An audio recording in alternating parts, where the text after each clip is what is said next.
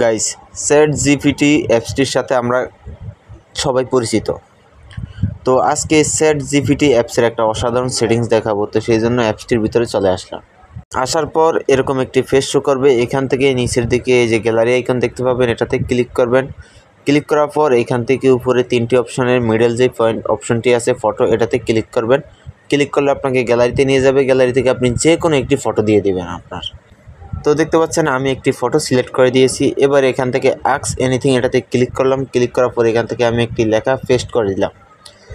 এই লেখাটি পেস্ট করে দিলাম, এটারই ম্যাজিকটা আজকে দেখাবো। তো এই লেখাটি আপনি আমার এই ভিডিওর কমেন্ট বক্সে পাবেন, সেখান থেকে আপনি কপি করে নেবেন।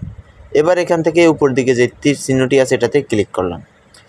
ক্লিক করার পর এই যে এখানে সর্বপ্রথমে আমার ফটোটি আছে, যে ফটোটি আমি আপলোড দিয়েছি সেই ফটোটি এখানে। এবার আমার লেখাটা দ্বিতীয় নম্বরে আছে।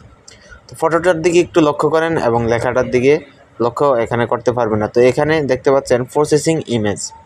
তো এখান থেকে কিছু সেকেন্ড অপেক্ষা করতে হবে, প্রায় 20-25 সেকেন্ড অপেক্ষা করলে এখান থেকে একটা এই লেখাটা অনুযায়ী আমার যে ইমেজটা দিয়েছি এই ইমেজটা থাকবে না, আমার ফেসটা থাকবে, বাট এই লেখা অনুযায়ী আমার একটা সিনেমাটিক ইমেজ তৈরি করে দিবে চ্যাট জিপিটি। তো একটু দেখতে থাকেন। তো গাইস, দেখতে পাচ্ছেন ইমেজটি ক্রিয়েট হয়ে চলে আসছে। তো এখানে দেখে নিন আমি যে ইমেজটি আপলোড দিয়েছি সেটা এবং ক্রিয়েটিং ইমেজটা একেবারে 80% সেম।